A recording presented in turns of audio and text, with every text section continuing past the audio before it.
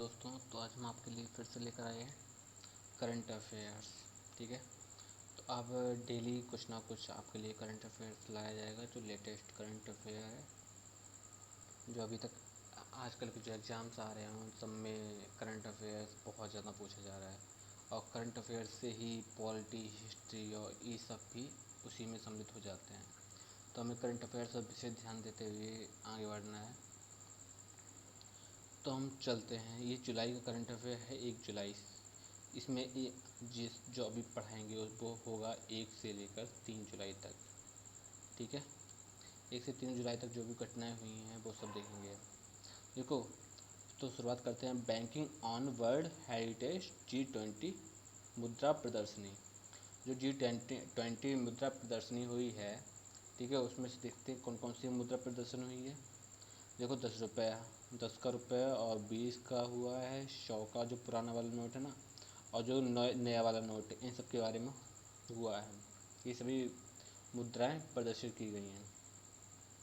10 के नोट पर sun temple बना हुआ है, और जो 20 रुपया है, 20 का नोट है, उस पर एलोरा की गुफाएं हैं। और जो पुराना वाला 100 का नोट है ना, उस पर है कंचनजंगा का माउंटेन। और जो नया वाला है उस पे है गुजरात की रानी वाव की स्टेप वाली। अब और देखते हैं।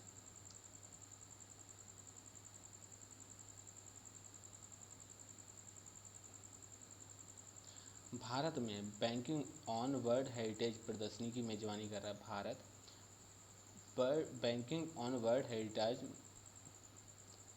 प्रदर्शनी की मेजबानी कर रहा है, जिसमें यूनेस्को के विश्व धरोहर स्थलों की विशेषता वाले G20 देशों के मुद्रा नोटों का प्रदर्शन किया जा रहा है। इंदिरा गांधी राष्ट्रीय कला केंद्र में आयोजित प्रदर्शनी मुद्रा के सांस्कृतिक महत्व पर प्रकाश डालती है। इसमें भारतीय मुद्रा नोट शामिल है, जिसमें सूर्य मंदिर वाला 10 रुपये का नोट, एलोरा गुफा वाला 20 रुपये का नोट, और लाल किले वाला 500 रुपये का नोट, और कंचनजंगा पर्वत तथा गुजरात की रानी की वाव को दर्शाने वाला 100 रुपये का नोट शामिल किया गया है। ठीक है, उसमें से ये गलत दिया गया है, वो 500 रुपये का नोट है। यह आयोजन इस बात पर जोर देता है कि प्रत्येक मुद्रा नोट में देश की सांस्कृतिक विरासत होती है। G20 में 19 देशों और यूरोपीय संघ शामिल है। प्रत्येक सदस्य अपने मुद्रा नोटों पर अपने यूनेस्को विश्व धरोहर स्थलों को दर्शाता है। देखो, G20 में क्या चीज़ देखने लायक है। देखो, इसमें 19 देश हैं और यूरोपीय संघ शामिल है, तो इन सबको मिलकर बोलते हैं G20। अगर आपसे ये पूछा जाए कि G20 में 20 देश हैं, तो ऐसा नहीं है। G20 में सिर्फ देश तो हैं 20, ठीक है, लेकिन एक संघ भी है। ठीक है, तो हमें क्या चीज़ पता लगी, जो G20 हम लिखते हैं वो G20 में।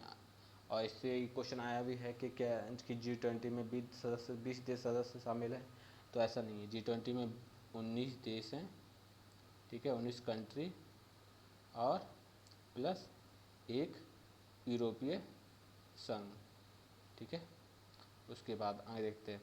विदेश सदस्य अपने मुद्रा नोटों पर अपने यूनेस्को विश्व धरोहर स्थलों को दर्शाते हैं। तो भारत किसकी मेज़बानी कर रहा है G20 में? तो भारत मेज़बानी कर रहा है बैंकिंग ऑन वर्ल्ड हेरिटेज प्रदर्शनी की, जिसमें यूनेस्को के विश्व धरोहर स्थलों को शामिल किया गया है। ठीक है, ये सब कहाँ हुई है प्रदर्शनी? ये हुई है इंदिरा गांधी राष्ट्रीय कला केंद्र पर। ठीक है, तो इसमें से नोट करने वाली क्या क्या चीज़ें हैं यहाँ पर लिख लेते हैं। ठीक है, तो वर्ल्ड हेरिटेज डे में G20 के सदस्य में 19, पहले इसको देखते हैं, 19 कंट्री प्लस 1 यूरोपीय ऑर्गेनाइजेशन।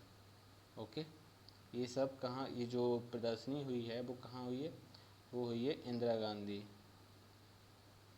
ठीक है, Indira Gandhi art and cultures. ठीक है, इंदिरा गांधी राष्ट्रीय कला केंद्र। ठीक है, Indira Gandhi national agriculture centre. भैया आप इंदिरा गांधी लिखते हो, इतना चल जाएगा। उसके बाद ठीक है, यहाँ पे देखते हैं G20 भारत मेजबान लिख देते हैं, मेजबान। ठीक है, और कितनी मुद्राओं का प्रदर्शन किया गया है G20 प्रदर्शनी में? 4 मुद्राएं। ठीक ठीक है, कौन कौन सी? 10 रुपये की, 20 रुपये की, 500 रुपये की और 100 रुपये की। 10 रुपये की मुद्रा पे कौन सा है? Sun temple. 20 रुपये कौन सा है? एलोरा। और 500 पे कौन सा है? लाल किला। लाल किला। और 100 रुपये पे कौन सा है? रानी की वाव।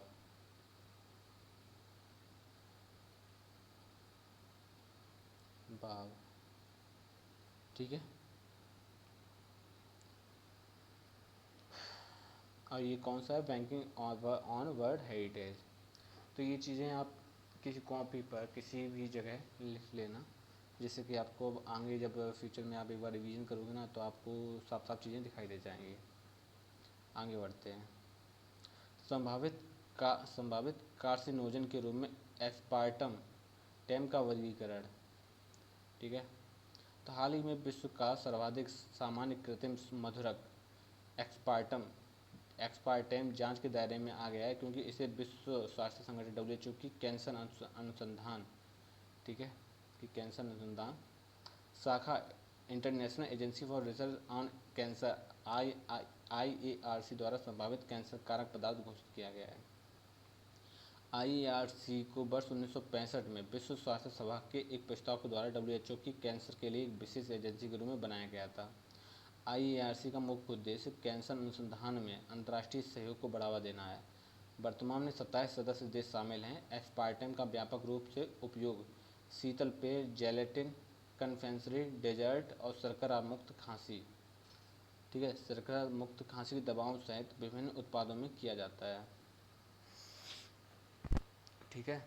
ये चीज़ काफ़ी ज़्यादा खतरनाक है, क्योंकि देखो हम शर्करा मुक्त खांसी, ठीक है, डेजर्ट, कन्फेक्शनरी, जेलेटिन, शीतल पे, ठंडे पे, इन सब में मिलाकर हम जिस चीनी का प्रयोग करते हैं, वो यहाँ जिस उसको मीठा करने के लिए जिसका प्रयोग करते हैं, वो एस्पार्टम कैंसर के लिए बताया जा रहा है कि वो कैंसर के लिए ज़्यादा नुकसानदायक है, इसलिए इसको बैन लगा देना चाहिए। इसको देखते हैं और क्या क्या इसमें लिख सकते हैं इसको नोट करने के लिए। तो ये क्या है? संभावित कैंसरजीन के लिए नाम देखो, एस्पार्टम है ना, इसको अगर आप शॉर्ट में बोल सकते हो, ये चीनी बोल सकते हो, शुगर, ठीक है। WHO तो IRAC देखते हैं, यही है, IARC है, IARC नहीं, इसको फिर से दोबारा ले दो, ज़्यादा बेटर है। एस्पार्टम ये चीनी मान लो, ठीक है, चीनी। और ये क्या है? मतलब IARC,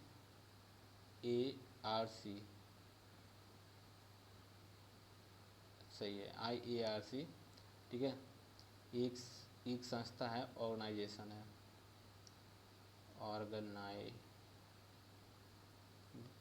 ऑर्गेनाइजेशन है किसकी? WHO की। एक संस्था है WHO की, ठीक है, जो WHO ने बनाई थी 1965, ठीक है। WHO ने IRAC को, इसका काम क्या है? जांच करना कैंसर का,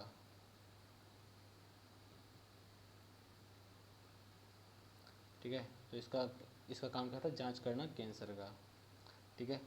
तो इन्होंने बताया है कि ये जो है एस्पार्टम, ये कैंसर के लिए ज़्यादा है। तो इन्होंने ये कहा है कि ये कैंसर को बढ़ावा देती है, ये चीनी, ठीक है। तो बस इतना ही है। आगे बढ़ते हैं। अजय बंगा ग्रेट इमिग्रेंट्स सूची में शामिल हैं। अजय बंगा ग्रेट इमिग्रेंट्स सूची में शामिल हैं। विश्व बैंक के अध्यक्ष अजय बंगा को न्यूयॉर्क के कार्नेगी कॉरपोरेशन द्वारा तैयार की गई वार्षिक ग्रेट इमिग्रेंट्स की सूची में शामिल किया गया है। वह जून 2023 में विश्व बैंक के प्रमुख बने और इस संस्था का नेतृत्व करने वाले पहले भारतीय अमेरिकी हैं। ग्रेट इमिग्रेंट्स पहल एंड्रयू कार्नेगी, एक स्कॉटिश आप्रवासी की विरासत को श्रद्धांजलि है। जो उन असाधारण व्यक्तियों की पहचान करती है जिन्होंने अमेरिका में सफलता हासिल की है और दूसरों को भी ऐसा करने के लिए प्रेरित करते हैं, एक जीवंत और लचीले लोकतंत्र को बढ़ावा देते हैं। ठीक है, तो अजय बंगा हैं। तो ये इसमें हम क्या नोट करेंगे, तो ये क्या है, ग्रेट इमिग्रेंट्स एक सूची है किन के लिए, जो ऐसे भारतीय मतलब इसमें जो भी अब तक इमिग्रेंट्स हुए हैं, चलो इसमें हम देख लेते हैं। मतलब अप्रवासी इमिग्रेंट्स को अप्रवासी बोल सकते हो, मतलब बाहर से बाहरी व्यक्ति बोल सकते हो, बाहरी व्यक्ति। ठीक है, बाहरी व्यक्ति। और ये सूची कहाँ पर है, ये सूची न्यूयॉर्क, ठीक है, न्यूयॉर्क में है। और ये अजय बंगा क्या है, अजय बंगा फर्स्ट इंडियन। ठीक है, अजय बंगा फर्स्ट इंडियन हैं जिनको जो शामिल हैं बाहरी व्यक्तियों में। और ठीक है, और ये उन जो ये जो ग्रेट इमिग्रेंट ये पहल, ठीक है, ये पहल किसकी है, एंड्रयू कार्नेगी की पहल, एंड्रयू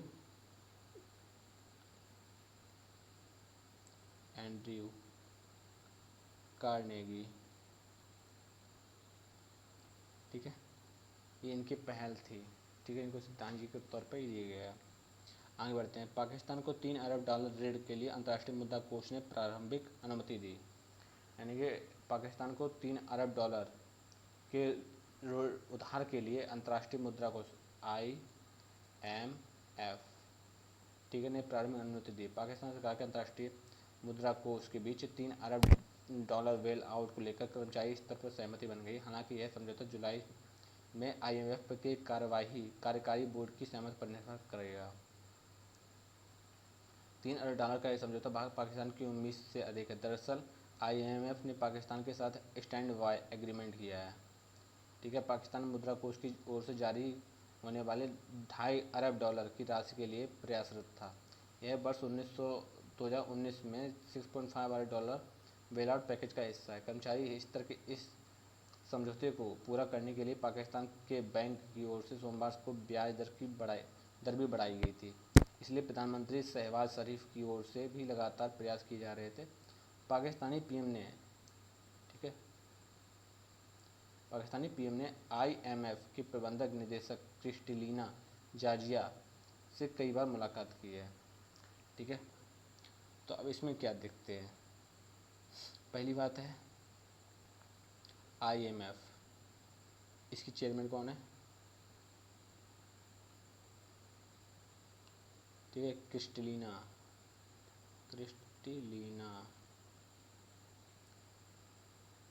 जॉर्जिया,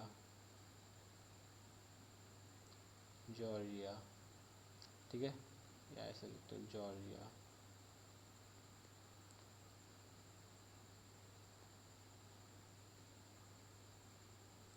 तो क्रिस्टलिना जॉर्जिया IMF की चेयरमैन है और इन्होंने $3 अरब ऋण देने के लिए कहा है। आगे बढ़ते हैं। केंद्र सरकार ने टोमेटो ग्रैंड चैलेंज हैकाथॉन की घोषणा की है। ठीक है, केंद्र सरकार ने टोमेटो ग्रैंड चैलेंज हैकाथॉन की घोषणा की है। इसका उद्देश्य उपभोक्ताओं के लिए सस्ता टमाटर उपलब्ध कराना और टमाटर उत्पादकों को उचित मूल्य दिलाना है। इस चुनौती के तहत टमाटर की संपूर्ण मूल्य श्रृंखला के नए विचार को आमंत्रित किया गया है। उत्कृष्ट विचारों को बड़े पैमाने पर कार्यरत दिया जाएगा। हैकाथॉन का उद्देश्य मौसम परिवर्तनों के समय टमाटर कीमतों में अस्थिर को रोकना है, मूल्य श्रृंखला की दिक्कतों को दूर करना है तथा प्रतिफल परिस्थितियों तथा स्थानीय स्तर पर अधिक उत्पाद की समस्या से निपटना है। इच्छुक प्रतिभागी उपभोक्ता कार्य विभाग के पोर्टल पर आवेदन कर सकते हैं। ठीक है, हम उन चीज़ों पर ज़्यादा फोकस करेंगे जो बहुत ज़्यादा इम्पोर्टेंट और जो हैं इम्पोर्टेंट तो हैं लेकिन बहुत ज़्यादा इम्पोर्टेंट नहीं, उनको हम थोड़ा सा उस पर कम ध्यान देंगे। लेकिन इसमें चीज़ें हैं, टोमेटो ग्रैंड चैलेंज हैकाथॉन की घोषणा की है। ठीक, किसने की है, केंद्र सरकार ने। ठीक है, इसका काम क्या है, सस्ता टमाटर उपलब्ध कराना। ठीक है, आगे बढ़ते हैं। रक्षा मंत्रालय ने पनडुब्बी INS अंकुश के लिए मझगांव डाक शिप बिल्डर्स लिमिटेड के साथ 2000 725 करोड़ रुपए से अनुबंध पर हस्ताक्षर किए हैं। ठीक है, किससे किए हैं? मझगांव डाक शिप बिल्डर्स। तो रक्षा मंत्री ने पनडुब्बी INS अंकुश ने के medium refit with large certificate MRLC के लिए मझगांव डाक शिप बिल्डर्स लिमिटेड के साथ 2,725 करोड़ के अनुबंध में हस्ताक्षर किए। शंकुश समुद्री सतह से नीचे मार करने वाली पनडुब्बी है, इसे मुंबई में दोबारा फिट किया जाएगा। मंत्रालय ने बताया कि अनुबंध के अनुसार MRLC के बाद यह पनडुब्बी 2026 में उपलब्ध कराई जाएगी। MRLC के पूरा होने के बाद INS अंकुश युद्ध के लिए तैयार होगा और भारतीय नौसेना के सक्रिय बेड़े में शामिल हो जाएगा। यह परियोजना मझगांव डाक शिप बिल्डर्स लिमिटेड के विकास की दिशा में एक महत्वपूर्ण कदम है। इस परियोजना में 30 से अधिक सूक्ष्म, लघु और मध्यम उद्यम क्षेत्र शामिल होंगे। मंत्रालय ने बताया कि यह परियोजना सरकार की मेक इन इंडिया पहल के अनुरूप आत्मनिर्भर भारत को गौरवशाली ध्वजवाहक होगी। ठीक है, जो INS है, INS अंकुश, ये समुद्र में है। ठीक है, समुद्र में, और कौन से समुद्र में? मुंबई। ठीक है, और कब ये जो INS है कब आएगी? 2026 में। ठीक है, बनकर तैयार हो जाएगी। ठीक है, और ये कंपनी कौन सी है? मझगांव डाक शिप बिल्डर्स। आगे बढ़ते हैं। Delhi metro rail corporation DMRC ने अपने नेटवर्क पर यात्रियों की सुविधा के लिए DMRC ट्रैवल नाम से मोबाइल ऐप लॉन्च किया है। क्वेश्चन आ सकता है DMRC ट्रैवल, DMRC। ठीक है, ये किसके लिए? मेट्रो के लिए। ठीक है, कहाँ की मेट्रो के लिए? दिल्ली। आगे बढ़ते हैं। यह ऐप मोबाइल QR टिकट बनाएगा। यह ऐप मोबाइल QR टिकट बनाएगा जो सुविधाजनक और परेशानी मुक्त होगी। ऐप को औपचारिक रूप से DMRC के प्रबंधक निदेशक डॉक्टर विकास कुमार ने मेट्रो भवन स्थित मुख्यालय से वरिष्ठ अधिकारियों की उपस्थिति में लॉन्च किया। इस नए मोबाइल के ऐप के साथ यात्री अब सीधे अपने स्मार्टफोन से टिकट खरीद सकते हैं, जिससे टिकट काउंटर और वेंडिंग मशीनों पर जाने या कतारों में खड़े होने की आवश्यकता समाप्त हो जाएगी। यात्री अब त्वरित और कुशल टिकट प्रक्रिया का अनुभव कर सकते हैं, जिससे उनकी यात्रा के दौरान समय की बचत होगी। इस ऐप में ट्रैवल प्लानर, किराया कैलकुलेटर, स्टेशन की जानकारी और स्मार्ट कार्ड रिचार्ज जैसी अन्य यात्री सुविधाएं भी हैं। ऐप इंटरचेंज स्टेशन सहित मूल स्थान से गंतव्य तक मार्ग की जानकारी भी दिखाता है। ठीक है, ये जो DMRC ने अपने नेटवर्क पर यात्रियों की सुविधा के लिए DMRC ट्रैवल नाम के ऐप, ठीक है, यहाँ पर देखते हो, यहाँ पर ऐप नेम DMRC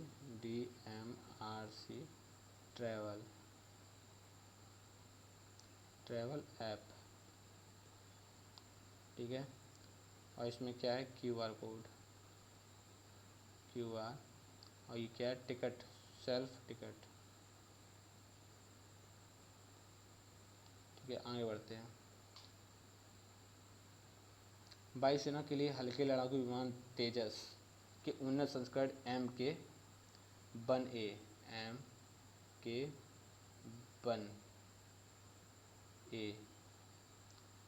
की आपूर्ति अगले वर्ष फरवरी में से शुरू होने की संभावना है। ठीक है, वायुसेना के हल्के लड़ाकू विमान तेजस के उन्नत संस्करण MK-1A की आपूर्ति अगले वर्ष फरवरी से शुरू होने की संभावना है। वायुसेना के लिए हल्के लड़ाकू विमान तेजस के उन्नत संस्करण MK-1 अगले वर्ष फरवरी से शुरू होने की संभावना है। रक्षा मंत्री ने कहा है कि तेजस का यह उन्नत संस्करण अत्याधुनिक तकनीकी से सुसज्जित होगा, लंबी दूरी तक हथियारों को दागने में सक्षम होगा। स्वदेशी तकनीकी से निर्मित तेजस 1 जुलाई को भारतीय वायुसेना में अपनी सेवा में 7 वर्ष पूरे कर लेगा। यह अपनी श्रेणी के सर्वश्रेष्ठ लड़ाकू विमानों में से एक है। तेजस को वायुसेना में शामिल करने वाला पहला स्क्वाड्रन नंबर 45 फ्लाइंग डैगर्स था। कि वायुसेना में शामिल करने वाला पहला स्क्वाड्रन कौन था? तो स्क्वाड्रन, यहाँ पे देखते हैं, squadron number 45, flying daggers, flying flying daggers. ठीक है, आगे बढ़ते हैं। इंडिया पोस्ट और कनाडा पोस्ट के बीच अंतर्राष्ट्रीय ट्रैक्ट पैक्ट सेवा। ठीक है, ट्रैक्ड पैक्ड सेवा। तो ई कॉमर्स निर्यात को सुविधाजनक बनाने के लिए भारत और कनाडा के बीच इंटरनेशनल ट्रैक्ड पैकेट सर्विस, क्या है, ITPS, IT ITPS ITPS शुरू की जा रही है। इसके लिए इंडियन पोस्ट ने हाल ही में कनाडा पोस्ट के साथ एक समझौता किया है। 28 जून 2023 को राजपत्र में हटा के बाद की विभाग की अधिसूचना के अनुसार यह सेवा 1 जुलाई 2023 से लागू होगी। ITPS उत्पादों के वितरण और डिलीवरी के लिए लाई गई एक प्रतिस्पर्धी सेवा है, इसे स्थानीय डाकघरों के माध्यम से MSMI और छोटे व्यवसाय उद्यमों को अपने उत्पाद को विदेशों में निर्यात करने के लिए प्रोत्साहित करने के लिए डिजाइन किया गया है। इंडियन पोस्ट पहले से ही आर्थिक भागीदार देशों के यह सेवा प्रदान करता है। कनाडा 39वां देश है। इंडिया पोस्ट ने 1 जून 2023 से ब्रिटेन, फ्रांस, UAE, मिस्र, ओमान सहित 22 देशों के साथ एक समझौता किया है। ठीक है, तो ये कौन सा है? कनाडा। ये सुविधा ये है 39वां देश, 39वां, COUNTRY, 39वां कंट्री है। ठीक है, ये कब शुरू किया जाएगी? 1 जुलाई 2023, यानी कि शुरू हो चुकी है भाई। 1 जुलाई 2023 को शुरू की है इन दोनों के बीच ट्रेड, या हाँ ये वो सब बोल सकते हो, ट्रेड। आगे बढ़ते हैं। भारतीय कंप्यूटर आपातकालीन सहायता दल CRT-इन ने सुरक्षित और विश्वसनीय इंटरनेट के लिए सरकारी संस्थाओं के वास्ते सूचना सुरक्षा प्रथाओं पर दिशा निर्देश जारी किए हैं। भारत कंप्यूटर आपातकालीन सहायता दल CRT-इन ने सुरक्षित और विश्वसनीय इंटरनेट के लिए सरकारी संस्थाओं के वास्ते सूचना सुरक्षा प्रथाओं पर दिशा निर्देश जारी किए हैं। ठीक है, आगे बढ़ते हैं। सुरक्षित साइबर स्पेस के लक्ष्य को आगे बढ़ाने के लिए भारतीय कंप्यूटर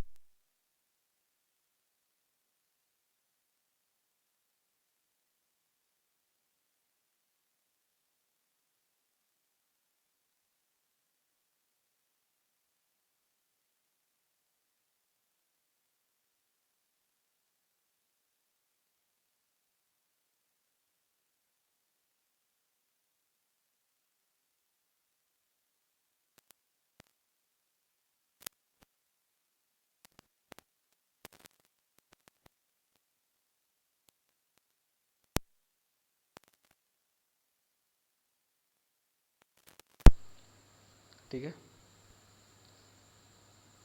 आगे बढ़ते हैं। चेन्नई व्लादिवोस्तोक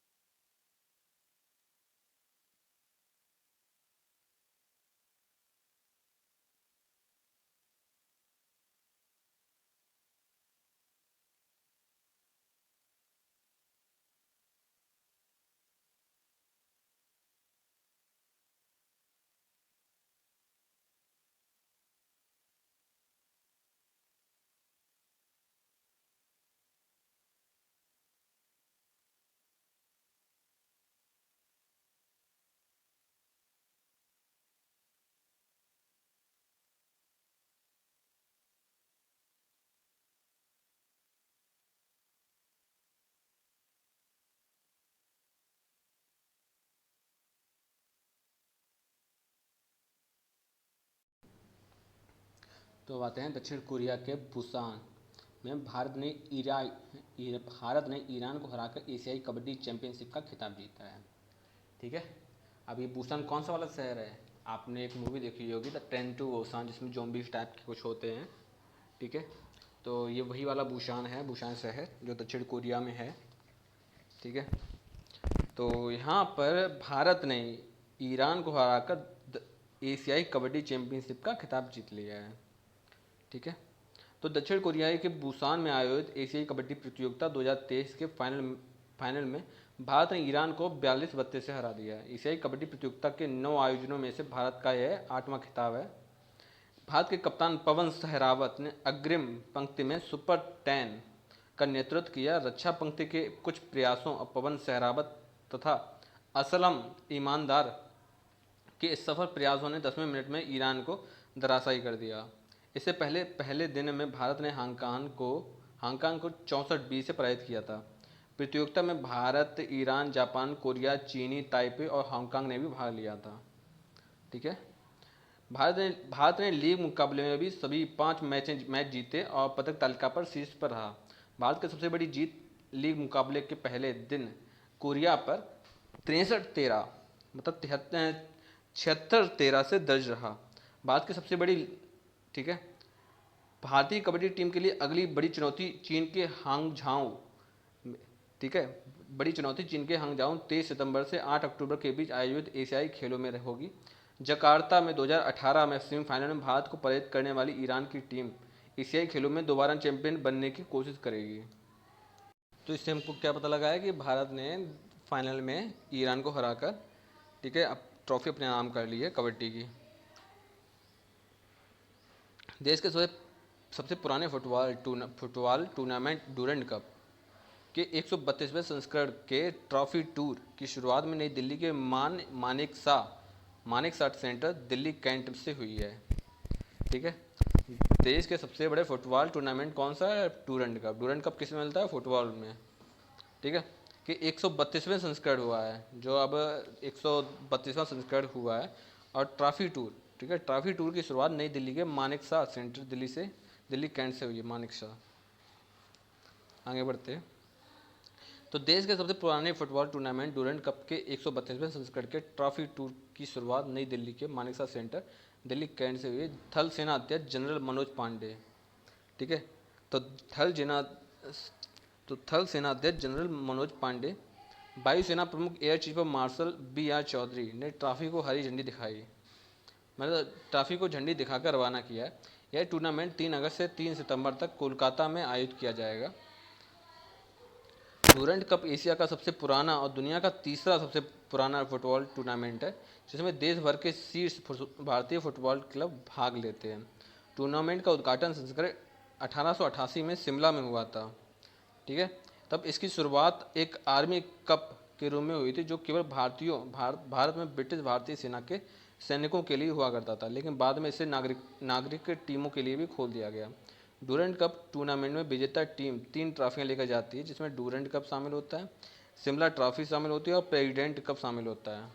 ठीक है, टूर्नामेंट में 132वें संस्करण में नेपाल, भूटान और बांग्लादेश की टीमें सहित टोटल 24 टीमें भाग लेंगी। इस बार टूर्नामेंट में विदेशी टीम 27 साल के अंतराल के बाद हिस्सा ले रही हैं।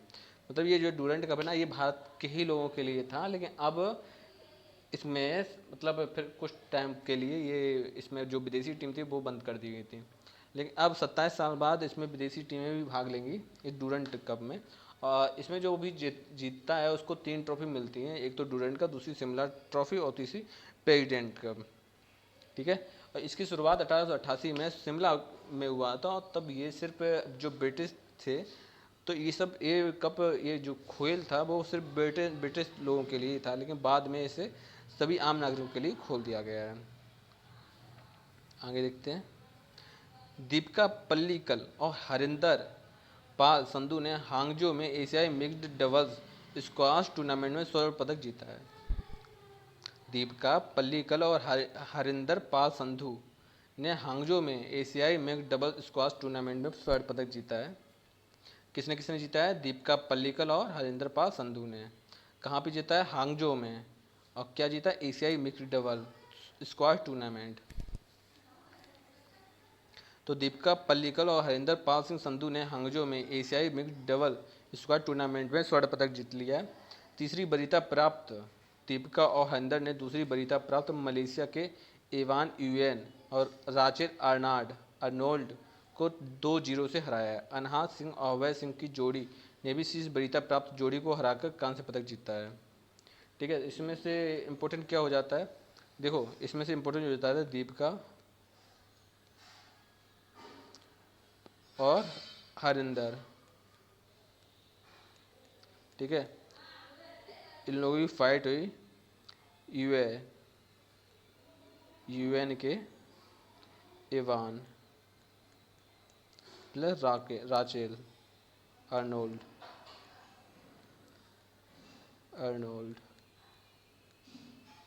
ठीक है, तो यूएन के इवान और राकेल अर्नोल्ड से। ठीक है, जिसमें से दीपिका जो हरिंदर है ना ये जीती हुई, और ये जो यूएन की टीम थी इवान और राचेल अर्नोल्ड ये हार गए। ठीक है, Jhulan Goswami, Heather Knight, Eoin Morgan MCC विश्व क्रिकेट समिति में शामिल हुए हैं। जूलन गोस्वामी, हीथर नाइट और इयोन मॉर्गन एमसीसी विश्व क्रिकेट समिति में शामिल हुए हैं। जूलन गोस्वामी और हीथर नाइट और इयोन मॉर्गन। तो भारतीय महिला टीम के दिग्गज जूलन गोस्वामी को एमसीसी वर्ल्ड कमेटी में शामिल किया गया है। इनके अलावा इंग्लैंड के 2 खिलाड़ी जिसके हीथर नाइट और पूर्व कप्तान इयोन मॉर्गन को भी इस बैठक में शामिल कर लिया गया है। वहीं इंग्लैंड के पूर्व कप्तान एलिस्टर कुक ने अपने खेल करियर पर ध्यान देने के लिए समिति से इस्तीफा दे दिया है। एलिस्टर कुक ने इन नए परिवर्तन के साथ WCC में अब 14 सदस्य शामिल हैं, जिसमें से वर्तमान और पूर्व अंतर्राष्ट्रीय क्रिकेट खिलाड़ी, अंपायर और दुनिया भर के अधिकारी शामिल हैं। WCC स्वायत्त रूप से काम करता है और क्रिकेट समुदाय के भीतर एक प्रभावशाली संगठन के रूप में कार्य करता है। महिला क्रिकेट में तेज गेंदबाज के रूप में अपने कौशल के लिए प्रसिद्ध जूलन गोस्वामी ने पिछले साल अंतर्राष्ट्रीय पेशेवर क्रिकेट से संन्यास ले लिया था। आगे देखते हैं हूल दिवस। ठीक है, हूल दिवस, आप ये फोटो देख रहे हैं, ये जो एक धनुष लिए है। ठीक है, देखते हैं। देश भर में 30 जून को हूल क्रांति दिवस, ठीक है, हूल क्रांति दिवस 2022 मनाया जा रहा है। सिंधु कान्हू, चांद भैरव और फूलो झानो 6 भाई बहन थे। उनका जन्म बरहेट के छोटे से गांव भोगना डीह में हुआ था। अंग्रेजों के शोषण व महाजनों के अत्याचार से तंग आकर सिंधु कान्हू के नेतृत्व में 30 जून 1855 को लोगों ने तत्कालीन अंग्रेजी सत्ता के खिलाफ विद्रोह किया, ठीक, हूल किया। इसमें संताल परगना के दुमका, देवघर, गोंडा, पाकुड़, पश्चिम बंगाल, भागलपुर समेत अन्य क्षेत्रों में 50,000 से अधिक लोग शामिल हुए। आंदोलन ने अंग्रेजी शासन की नींव मिला डाली। इसके बाद अंग्रेजों ने आंदोलनकारियों का दमन शुरू किया। कहा जाता है कि 20,000 आदिवासियों को मौत के घाट उतार दिया गया था। सिंधु कान्हू को बरहेट के ही पंचकठिया में फांसी की सजा दे दी गई थी। विद्रोह की याद में हूल दिवस मनाया जाता है। ठीक है, विद्रोह को हूल बोलते हैं। ठीक है, इसीलिए 22-30 जून को हूल क्रांति दिवस मनाया जाता है। और इसके जो थे कि विद्रोह सिंधु कान्हू, चांद भैरव, फूल झानो, ये सब 6 भाई बहन थे। सिंधु कान्हू थे, चांद भैरव थे और फूल झानो थे। ठीक है, 6 भाई बहन थे। इन लोगों ने अंग्रेजों के खिलाफ हथियार उठाया था, जिसको हूल क्रांति दिवस 2022 मनाया है इस बार 30 जून को। अंतर्राष्ट्रीय क्षुद्र दिवस 30 जून। ठीक है, एस्टेरॉयड डे 30 जून। हर साल 30 जून को अंतर्राष्ट्रीय क्षुद्र दिवस मनाया जाता है। इसे संयुक्त राष्ट्र द्वारा बनाया जाता है। अंतर्राष्ट्रीय क्षुद्र दिवस 30 जून 1908 को ही साइबेरियन तुंगुस्का इवेंट की वर्षगांठ पर आयोजित किया जाता है। यह इवेंट मानव इतिहास में दर्ज सबसे बड़ा ज्ञात विस्फोट है। 30 जून 1908 को बैकाल झील में रूसी लोगों ने नीले प्रकाश का एक स्तंभ देखा, जो सूर्य के समान आकाश में घूम रहा था। 10 मिनट बाद उन्होंने तोपखाने की आग जैसी आवाज़ सुनी और इस घटना में 3 स्थानीय लोगों की मौत हो गई थी। लगभग 80 मिलियन पेड़ गिर गए थे। इस दिन को चिन्हित करने के लिए अंतर्राष्ट्रीय क्षुद्र दिवस मनाया जाता है।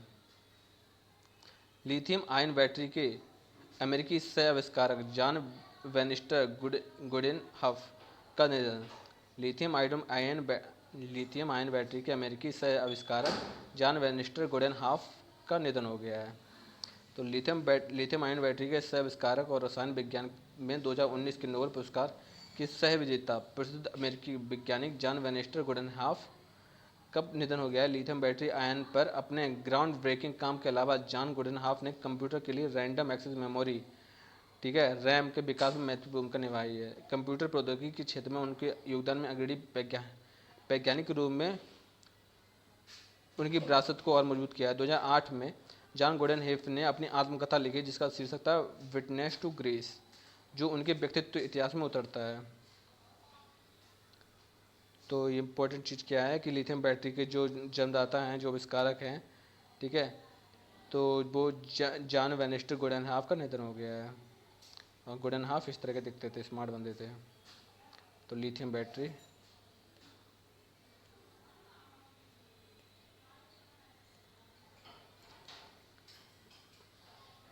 किसने बनाई है? जॉन वेनिस्टर गुडेनहफ। जॉन वेनिस्टर गुडेनहफ। आगे देखते हैं। प्रधानमंत्री नरेंद्र मोदी ने मध्य प्रदेश में राष्ट्रीय स्किल सेल रक्तलता उन्मूलन मिशन की शुरुआत की है। अब आते हैं, प्रधानमंत्री नरेंद्र मोदी ने मध्य प्रदेश में राष्ट्रीय स्किल सेल रक्तलता उन्मूलन मिशन की शुरुआत की है। ठीक है, अब इसमें देखते हैं कहाँ पे रक्तलता उन्मूलन मिशन की शुरुआत कहाँ की है? मध्य प्रदेश में। किसने की है? प्रधानमंत्री नरेंद्र मोदी ने। कब की है? 2 जुलाई को।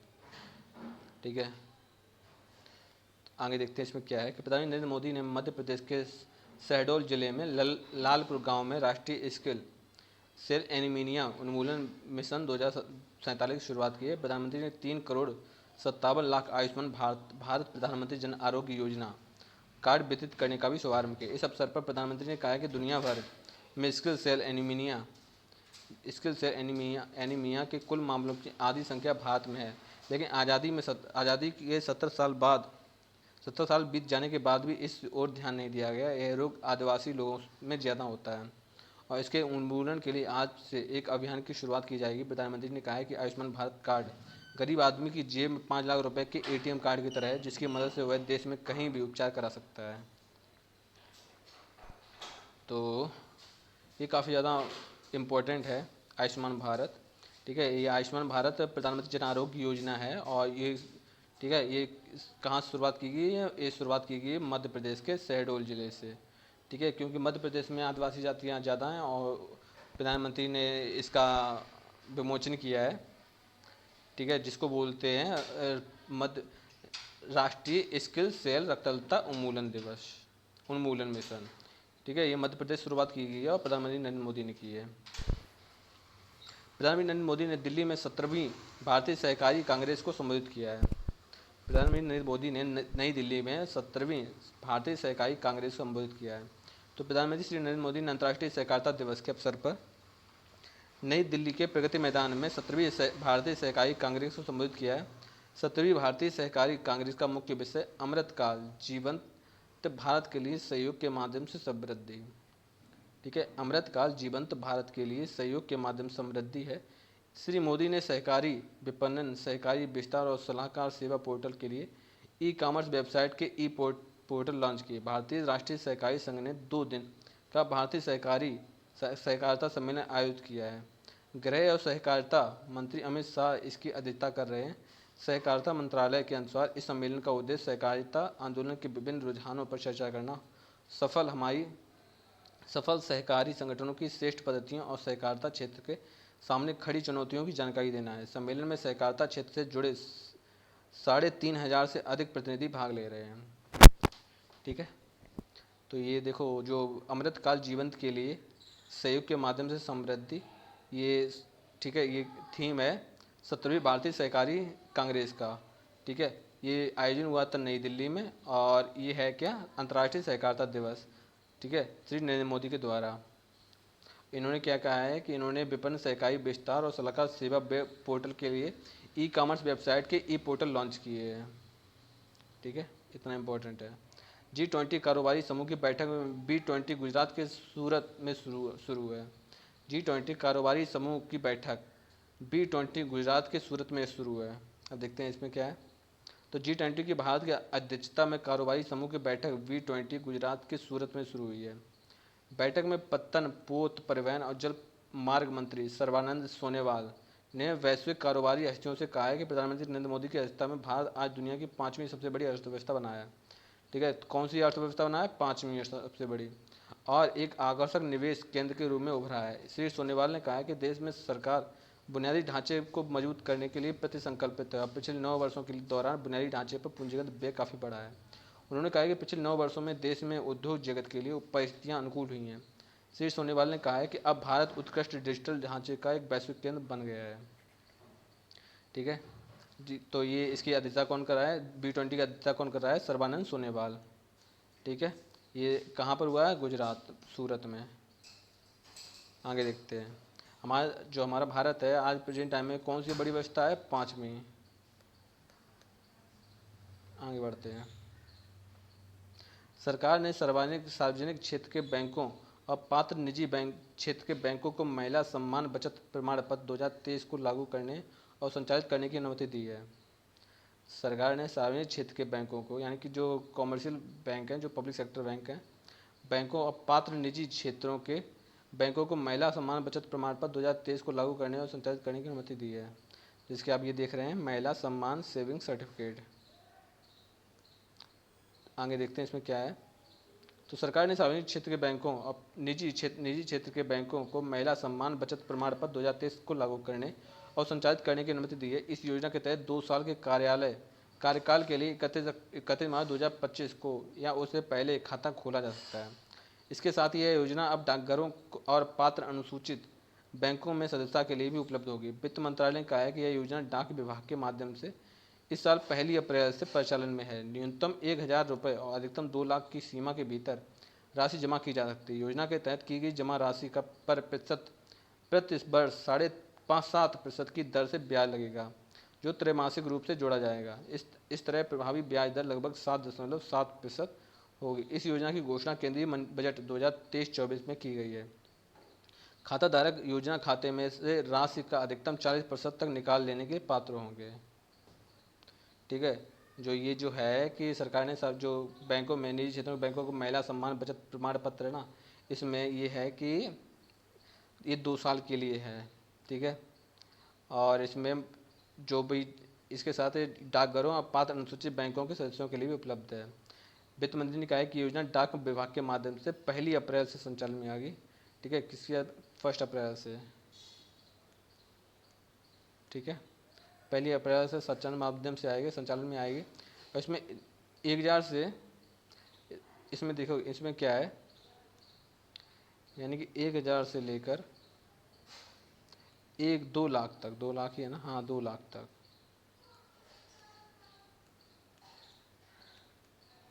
2 लाख तक रुपए जमा कर सकते हो। ठीक है, और आपको मिलेगा 7.7% ब्याज। ठीक है, तो 7.7% इंटरेस्ट मिलेगा इन रुपयों पर।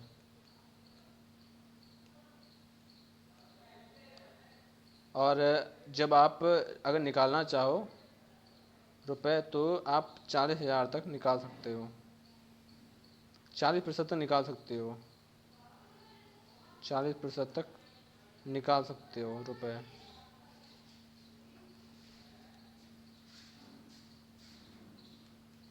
ठीक है, तो 40% तक निकाल सकते हो। जब 1,000 से या 2 लाख तक का आप रुपये जमा करोगे तो 7.7% आपको ब्याज मिलेगा। ठीक है,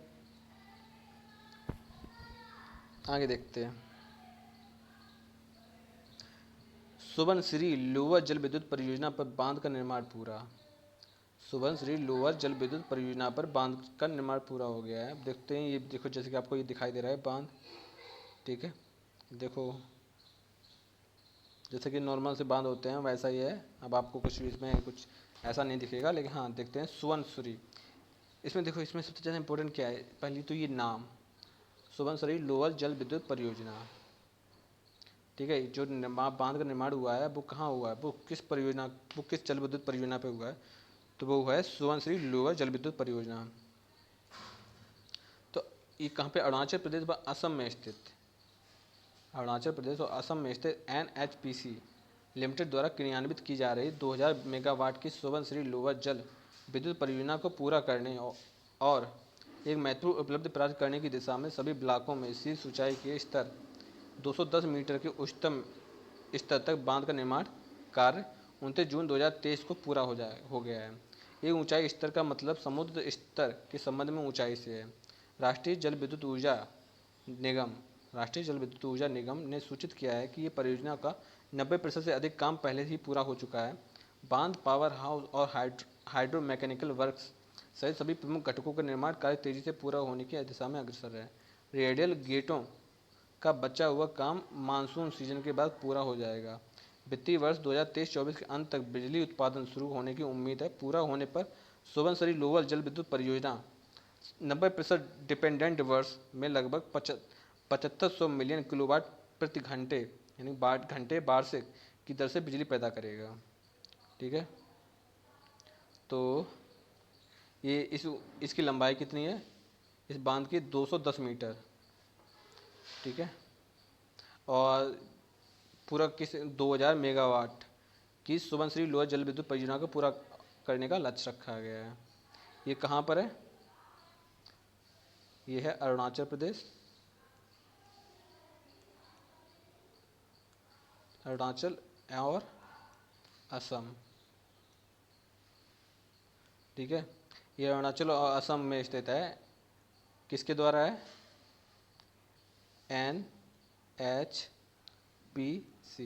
NHPC नेशनल, ठीक है, कॉरपोरेशन, NHPC राष्ट्रीय जल विद्युत ऊर्जा निगम।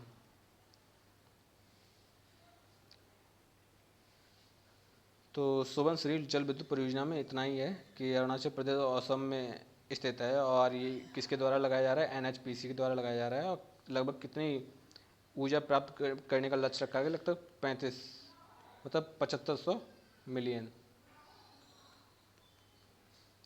एनर्जी। आगे बढ़ते हैं। Housing development finance corporation limited HDFC का विलय, housing development finance corporation limited और HDFC का विलय हो गया है। ठीक है, तो HDFC और HDFC bank, housing development finance corporation limited और HDFC बैंक। ठीक है, देखो HDFC कॉर्पोरेशन और इसमें लिमिटेड और बढ़ा दो। ठीक है, दोनों बैंकों एक में ही आ गई हैं। हाउसिंग डेवलपमेंट फाइनेंस कॉर्पोरेशन और HDFC बैंक का विलय 1 जुलाई से प्रभावी हो गया है। निदेशक मंडल ने इस विलय की मंजूरी दी है। इस विलय के बाद HDFC बैंक विश्व का चौथा सबसे बड़ा बैंक है। यानी कि ये जो बैंक है अब जो विश्व का वर्ल्ड का फोर्थ बिगेस्ट बैंक कर दो, बिगेस्ट बैंक। ठीक है, विश्व का चौथा सबसे बड़ा बैंक है। Housing development finance corporation limited के सभी कर्मचारी आज से HDFC बैंक के कर्मचारी माने जाएंगे। लगभग 15 महीने पहले 4 अप्रैल 2022 को विलय की घोषणा की गई थी, जिसके साथ इसके विलय के बारे में 2 दशकों से चल रही अटकलों का विराम लगा है। केंद्रीय मंत्री सर्बानंद सोनोवाल ने देश के 75 लाइट हाउसों को पर्यटन स्थल में बदलने का अभियान शुरू किया है। ठीक है, काफ़ी बार आ रहा है। अभी सोनोवाल का नाम आया था गुजरात में। ठीक है, गुजरात के सूरत में। किसके लिए नाम आया था, B20 के लिए। ठीक है, जैसे कि G20 हो रहा वैसे B20 के लिए इन्होंने वही है कि तरक्की के लिए, व्यवसाय की तरक्की के लिए आपस में चर्चाएं करके। ठीक है, तो यहाँ पर सर्बानंद सोनोवाल का नाम आया है। और यहाँ पर देखिए, यहाँ पर इन्होंने 75 लाइट हाउसों का पर्यटन स्थल बदलने का अभियान शुरू किया है। तो केंद्रीय पत्तन, पोत, परिवहन और जल मार्ग मंत्री सर्बानंद सोनोवाल ने गुजरात के द्वारका से देश के 75 लाइट हाउसों को पर्यटन स्थल के रूप में बदलने की शुरुआत की है। केंद्रीय मंत्री ने द्वारका, गोपनाथ और बेरावल में पहले 3 प्रमुख लाइट हाउसों का शुभारंभ किया। इस पहल का उद्देश्य इन शानदार संरचनाओं की समृद्धि, संस्कृति और महत्व को प्रदर्शित करना है, जिसमें पर्यटन को बढ़ावा मिलेगा और स्थानीय अर्थव्यवस्था मजबूत होगी। नए विकसित किए गए लाइट हाउस में कई तरह के पर्यटन सुविधाएं उपलब्ध होंगी, जिनमें संगीतमय फव्वारे, संग्रहालय और सेल्फी पॉइंट भी शामिल होंगे। तो क्वेश्चन ये आ सकता है अब इसमें, ठीक है, वो तो B20 वाला है और ये है 75 लाइट हाउसों को पर्यटन स्थल बनाने वाला। मतलब है कि अच्छी चीज़ें इसमें लगाई जाएंगी जिससे कि ये और ज़्यादा आकर्षित लगे। अमेरिकी उच्चतम न्यायालय ने राष्ट्रपति जो बाइडेन के $400 अरब के छात्र ऋण माफी प्रस्ताव को खारिज कर दिया है। ठीक है, जो बाइडेन जो अमेरिकी राष्ट्रपति हैं, ठीक है, तो इन्होंने जो $400 अरब छात्रों ने $400 अरब का ऋण माफ़ करने के लिए याचिका डाली थी उच्चतम न्यायालय में, वो माफ़ कर दी गई, मतलब वो खारिज कर दी गई। तो अमेरिका में उच्चतम न्यायालय ने $400 अरब के छात्र ऋण को माफ़ करने की जो बाइडेन की योजना को खारिज कर दिया है। उच्चतम न्यायालय में 3 न्यायाधीश योजना के पक्ष में थे, जबकि 6 न्यायाधीश इस योजना के विरोध में थे। न्यायाधीश ने 2 करोड़ 60 लाख अमेरिकियों को ऋण माफ़ करने की बाइडेन की योजना को असंवैधानिक और राष्ट्रपति के अधिकार क्षेत्र से बाहर बताया। एक दिन पहले ही उच्चतम अदालत ने कॉलेजों में नस्ल आधारित दाखिलों को नामंजूर कर दिया था। उच्चतम न्यायालय ने हार्वर्ड समेत अमेरिकी के 2 विश्वविद्यालयों को नस्ल आधारित दाखिला बंद करने का निर्देश दिया। उच्चतम न्यायालय के ताज़ा फैसले को अमेरिकी राष्ट्रपति और उनकी डेमोक्रेटिक पार्टी के लिए एक और बड़ा राष्ट्रीय झटका माना जा रहा है। अमेरिका में 2024 में राष्ट्रपति चुनाव होने हैं और इसकी तैयारी में डेमोक्रेटिक पार्टी कई लोक लुभावनी घोषणाएं कर रही है। लाखों छात्रों के शिक्षा ऋण को माफ़ करना भी इसी का हिस्सा था।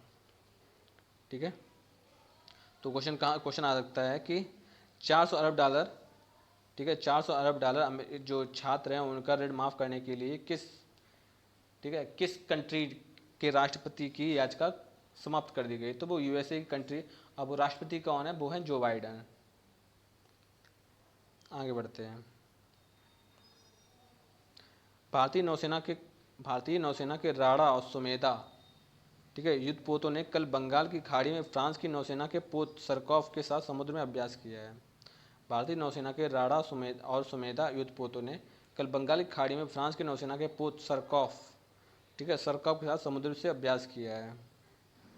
तो भारतीय नौसेना के जहाज INS राणा और एक निर्देशित मिसाइल विध्वंसक और स्वदेशी रूप से निर्मित अपतटीय गश्ती जहाज INS सुमेधा ने 30 जून 2023 को बंगाल की खाड़ी में फ्रांसीसी नौसेना के जहाज FF सुरकोव के साथ समुद्री साझेदारी अभ्यास MPX, ठीक है, MPX किया है। फेट श्रेणी के युद्धपोत सुरकोव ने 26 से 29 जून 2023 तक विशाखापत्तनम का दौरा किया और भारतीय नौसेना के जहाज़ों के साथ कई गतिविधियों में भाग लिया, जिसमें पेशेवर और सामाजिक गतिविधियां, खेल कार्यक्रम और क्रॉस डेक दौरे शामिल थे।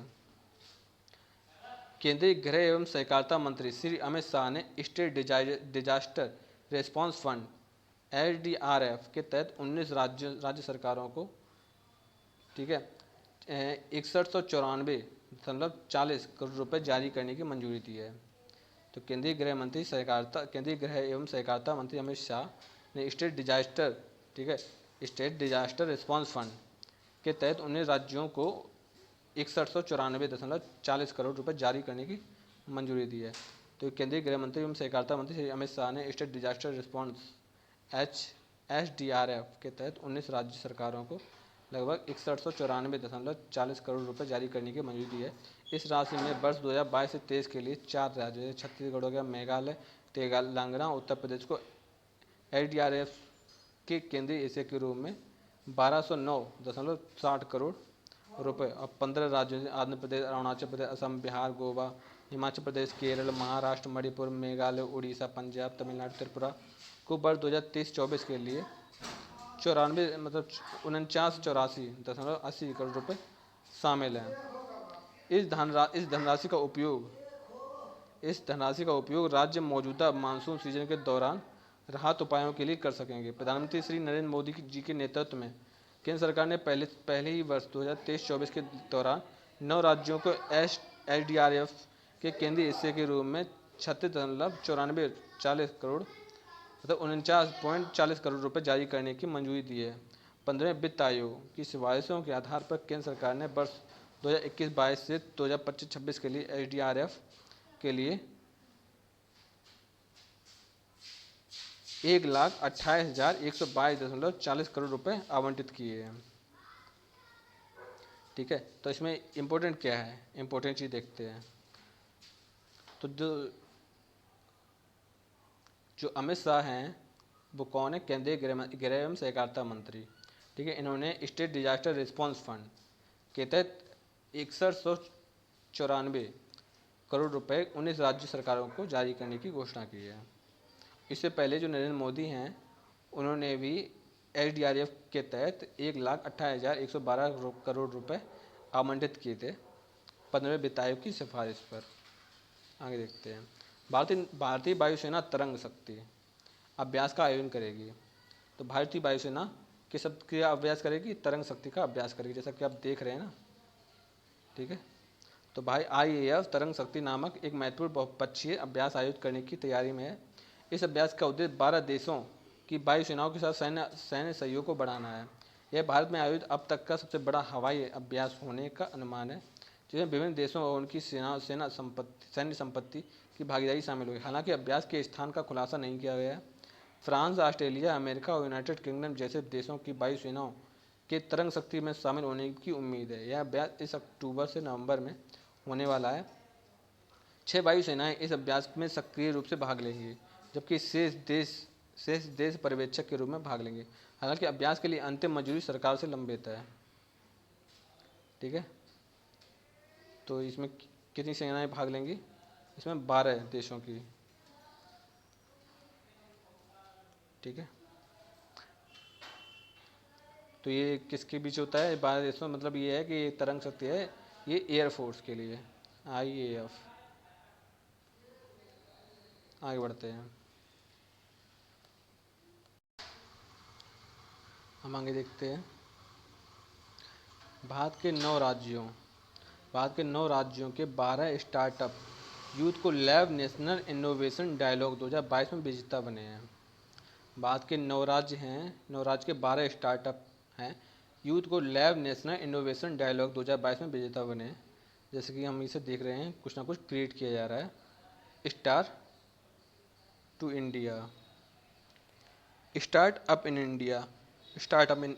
In India.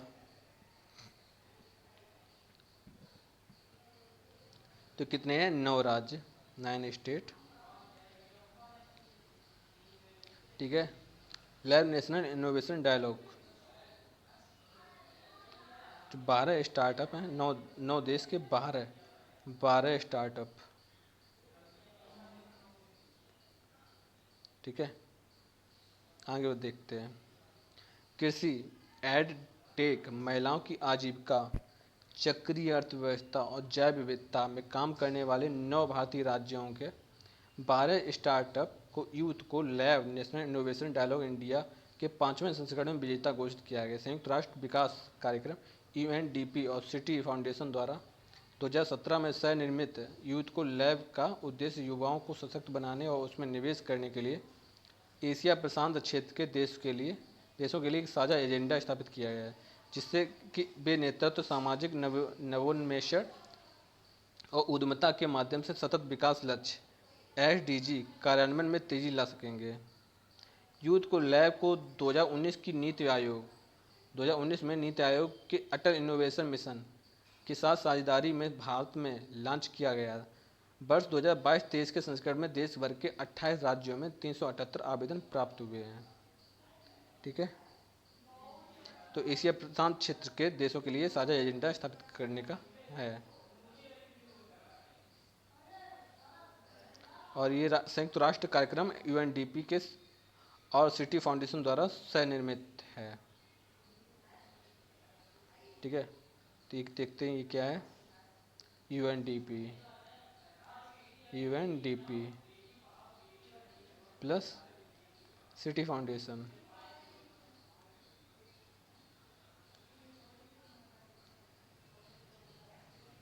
आगे देखते हैं। अटल इनोवेशन मिशन के साथ साझेदारी में भारत में लॉन्च किया है। केंद्रीय जांच ब्यूरो में नई नियुक्तियां देखते हैं। अजय भटनागर, अनुराग और मनोज शशिधर। कैबिनेट की नियुक्ति समिति एसीसी ने केंद्रीय जांच ब्यूरो सीबीआई में इन आईपीएस अधिकारियों की नियुक्ति के लिए कार्मिक और प्रशिक्षण विभाग डीओपीटी के प्रस्ताव को मंजूरी दी है। अजय भटनागर आईपीएस को केंद्रीय जांच ब्यूरो यानी सीबीआई में विशेष निदेशक के रूप में नियुक्त किया गया है। भटनागर झारखंड कैडर के 1989 बैच के भारतीय पुलिस सेवा आईपीएस अधिकारी अनुराग आईपीएस को सीबीआई में अतिरिक्त निदेशक नियुक्त किया गया है। अनुराग 1994 के बैच के त्रिपुरा कैडर के आईपीएस अधिकारी हैं। वर्तमान में वह एजेंसी में संयुक्त निदेशक के रूप में तैनात हैं। मनोज शशिधर आईपीएस को सीबीआई में अतिरिक्त निदेशक के रूप में नियुक्त किया गया है। शशिधर गुजरात कैडर के 1994 बैच के आईपीएस अधिकारी हैं। वर्तमान में वह उसी संस्थान में संयुक्त निदेशक के रूप में तैनात किए गए। जबकि शरद अग्रवाल आईपीएस हैं जो वर्तमान में सीबीआई में संयुक्त निदेशक के रूप में सेवारत हैं। को 1 वर्ष की अवधि के लिए कार्यकाल विस्तार कर दिया गया है। ठीक है, मनोज शशिधर और शरद अग्रवाल और अनुराग यहाँ पे अनुराग और अजय भटनागर। ठीक है, इन सबको ये सब आईपीएस हैं और इनको कुछ को सीबीआई में निदेशक के रूप में दिया गया और कुछ को जहाँ पर वो हैं उसी में संयुक्त निदेशक बना दिए गए हैं। गुजरात सरकार और अमेरिकी चिप निर्माता कंपनी माइक्रोन टेक्नोलॉजी के बीच हुआ ऐतिहासिक समझौता। गुजरात सरकार और अमेरिका की चिप कंपनी माइक्रोन टेक्नोलॉजी के बीच ऐतिहासिक समझौता हुआ है। तो गुजरात सरकार ने 28 जून 2023 को अहमदाबाद जिले में साड़ंद में 2.75 अरब अमेरिकी डॉलर की सेमीकंडक्टर असेंबली और परीक्षण सुविधा स्थापित करने के लिए अमेरिका स्थित कंप्यूटर स्टोरेज चिप निर्माता माइक्रोन के साथ एक समझौता ज्ञापन पर हस्ताक्षर किए हैं। 22,500 करोड़ की लागत वाली यह परियोजना मेमोरी चिप निर्माण में आत्मनिर्भरता की दिशा में भारत की यात्रा में महत्वपूर्ण मील का पत्थर है। एमओयू हस्ताक्षर समारोह में केंद्रीय मंत्री अश्विनी वैष्णव, ठीक है, अश्विनी मंत्री कौन? केंद्रीय मंत्री अश्विनी वैष्णव, मुख्यमंत्री भूपेंद्र पटेल, माइक्रोन टेक्नोलॉजी के वरिष्ठ उपाध्यक्ष गुरशरण सिंह उपस्थित थे। कनाडा ने विदेश श्रमिकों के साथ के लिए डिजिटल घुमंतु रणनीति शुरू की है। कनाडा ने विदेशी श्रमिकों के लिए डिजिटल घुमंतु रणनीति शुरू की है।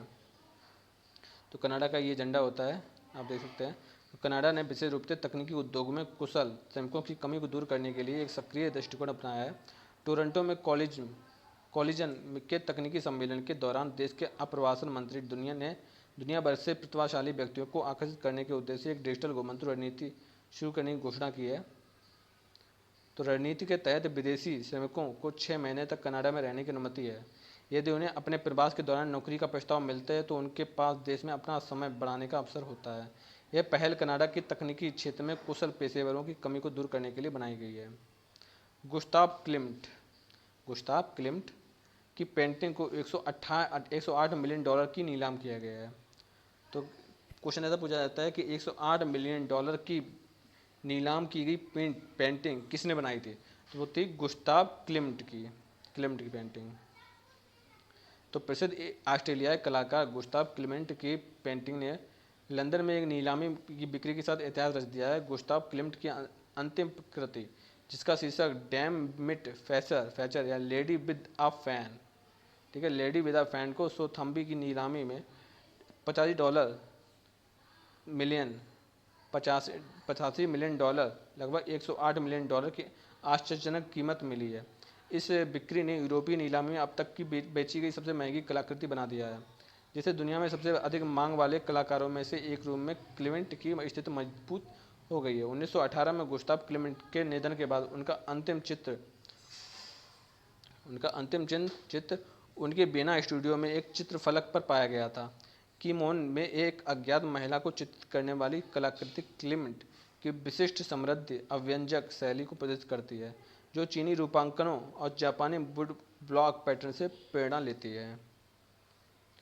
तो माइकल रोसेन को प्रिंटर प्राइज 2023 प्रदान किया गया है। माइकल रोसेन को। तो प्रसिद्ध ब्रिटिश ब्रिटिश बच्चों के लेखक और प्रदर्शन कवि माइकल रोसेन को प्रतिष्ठित पेन प्रिंटर पुरस्कार 2023 से सम्मानित किया गया। यह सम्मान यूके, आयरलैंड और राष्ट्रमंडल के लेखक को दिया जाता है जिनका काम निडर होकर समकालीन जीवन के बारे में सच्चाई से को उजागर करता है। 2007 से 2009 तक माइकल रोसेन ने ब्रिटिश चिल्ड्रंस लॉरिएट का प्रतिष्ठित पद संभाला, जहां उन्होंने अपने मनोरम काम और प्रदर्शन के माध्यम से बच्चों के लिए कविता का सुलभ बनाया। उन्हें अपने लेखन में सामाजिक, राजनीतिक और नैतिक विषयों से संबोधित करने, अधिक समावेशी और सहानुभूति साहित्य परिदृश्य में योगदान देने के लिए व्यापक रूप से पहचाना जाता है। चीन ने नेशनल डिफेंस मोबिलाइजेशन ऑफिसर की स्थापना की है। क्वेश्चन आता है, नेशनल एनडीएमओ की स्थापना किसने की है? नेशनल डिफेंस मोबिलाइजेशन ऑफिसर की स्थापना किसने की है?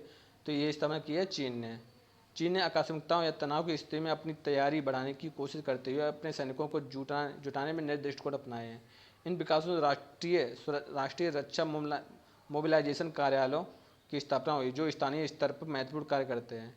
एनडीएमओ ने चीन के विभिन्न शहरों और क्षेत्रों में स्थापित किए गए हैं। ये कार्यालय आर्थिक गतिशीलता, नागरिक वायु रक्षा गतिशीलता, यातायात तैयारी, उपकरण गतिशीलता, प्रौद्योगिकी गतिशीलता, योजनाओं गतिशीलता, प्रक्रियाओं के कार्यान्वयन में महत्वपूर्ण भूमिका निभाते हैं। वे अपने अपने अधिकार क्षेत्र के भीतर लामबंदी प्रयासों के प्रबंधन और क्रियान्वयन में प्रमुख समन्वयक के रूप में कार्य करते हैं। कैनरा बैंक ने रुपे कार्ड के जरिए यूपीआई भुगतान की सुविधा शुरू की है। तो कैनरा बैंक ने रुपे कार्ड, जो आज हम एटीएम कार्ड लेते हैं ना, उसमें लिखा होता है रुपे कार्ड के जरिए यूपीआई भुगतान की सुविधा शुरू की है। तो कैनरा बैंक ने यूरोपीय व्यापारियों के लिए रुपे क्रेडिट कार्ड के जरिए यूपीआई भुगतान की सुविधा शुरू की है। कैनरा बैंक ने अपने रुपे क्रेडिट कार्ड के माध्यम से व्यापारियों के लिए यूपीआई यूनिफाइड पेमेंट इंटरफेस भुगतान शुरू करने वाला भारत का पहला सार्वजनिक क्षेत्र का बैंक बन गया है। National payment corporation of India NPCI के साथ साझेदारी की बदौलत ये सुविधा अब बैंक के Canara I one banking super app के भीतर उपलब्ध है। ठीक है, ये सुविधा किसमें है? कैनरा AI1। गेल ने हासिल किया प्राधिकृत आर्थिक संचालक AEO T3 का दर्जा। गेल ने हासिल किया है अधिकृत आर्थिक संचालक AEO T3 का दर्जा। भारत के अग्रणी प्राकृतिक गैस गैल यानी कि इंडिया लिमिटेड को केंद्रीय अप्रत्यक्ष कर और सीमा शुल्क बोर्ड वित्त मंत्रालय द्वारा प्रतिष्ठित अधिकृत आर्थिक ऑपरेटर AIO T3 का दर्जा दिया गया है। यह मान्यता निर्यातकों और आयातकों के लिए सुविधा के उच्चतम स्तर को चिन्हित करती है, जिसमें गैल को अंतर्राष्ट्रीय व्यापार से एक विश्वसनीय और सुरक्षित भागीदारी के रूप में स्थान मिलता है। विश्व सीमा शुल्क संगठन WCO द्वारा प्रशासित AEO कार्यक्रम का उद्देश्य वैश्विक आपूर्ति श्रृंखला सुरक्षा को मजबूत करना, सीमा शुल्क प्रक्रियाओं को सुव्यवस्थित करना और व्यापार करने में आसानी को बढ़ावा देना है। मनोज कोहली वरिष्ठ सलाहकार के रूप में डेलाइट में शामिल। मनोज कोहली वरिष्ठ सलाहकार के रूप में डेलाइट में शामिल हैं। तो डेलाइट टोचे तोहमात्सु इंडिया LLP डेलाइट ने अनुभवी पेशेवर मनोज कोहली को वरिष्ठ सलाहकार नियुक्त किया है।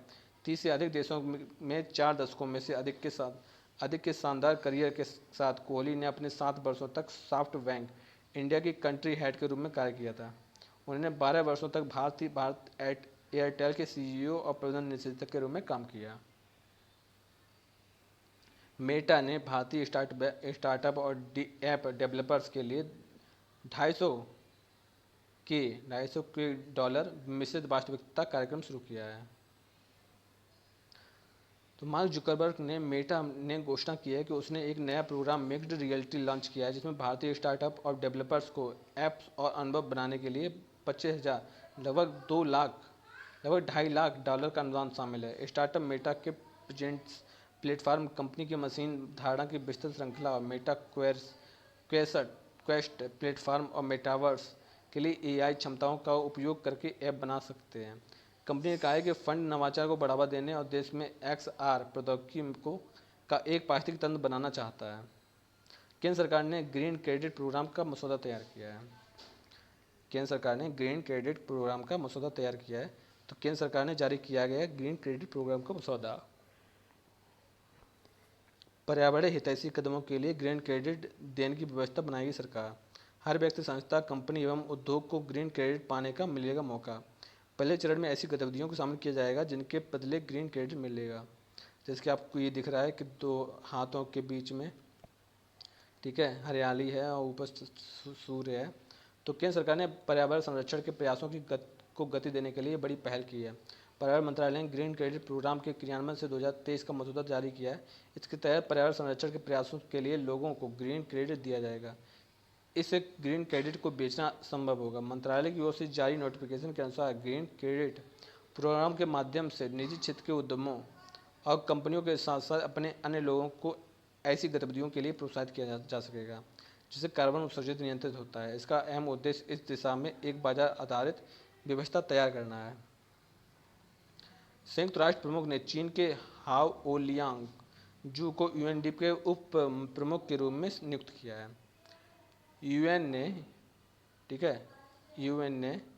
है, हाओ ओलियांग जू, भैया आप शॉर्ट में लिखेंगे जू को, ठीक है, जू को यूएनडीपी के उप प्रमुख यानी कि वाइस सीईओ, ठीक है, उप प्रमुख के रूप में नियुक्त किया है। तो इस टाइम यूएन की महासचिव कौन है? एंटोनियो गुटेरस ने चीन के हाओ ओलियांग जू को संयुक्त राष्ट्र विकास परिषद यूएनडीपी के अंडर सेक्रेटरी जनरल और एसोसिएटिव एडमिनिस्ट्रेटर के रूप में नियुक्त करने की घोषणा की है। श्री जू भारत की उषा राव मोनारी का स्थान लेंगे, जिन्हें महासचिव ने एसोसिएटिव प्रशासक के रूप में उनके कार्यकाल के दौरान उनकी सेवा प्रतिबद्धता के लिए अपनी सराहना व्यक्त की है। चिकित्सक दिवस 1 जुलाई देखते हैं, डॉक्टर्स डे 1 जुलाई। तो 1 जुलाई को राष्ट्रीय चिकित्सा दिवस मनाया जाता है। यह दिन मशहूर डॉक्टर और पश्चिम बंगाल के दूसरे मुख्यमंत्री डॉक्टर विधान चंद्र राय के स्मृति में बनाया जाता है। उनका जन्म 1 जुलाई 1882 को पटना बिहार में हुआ था और मृत्यु 1 जुलाई 1962 को कलकत्ता पश्चिम बंगाल में हुई थी। बेहतरीन सम्मानित चिकित्सक और एक प्रसिद्ध स्वतंत्रता सेनानी थे। वह पश्चिम बंगाल के दूसरे मुख्यमंत्री थे और 1948 से 1962 में अपनी मृत्यु तक 14 साल तक अपने पद पर रहे थे। अब आते हैं जीएसटी दिवस 1 जुलाई। तो जीएसटी कब बना था? 1 जुलाई को।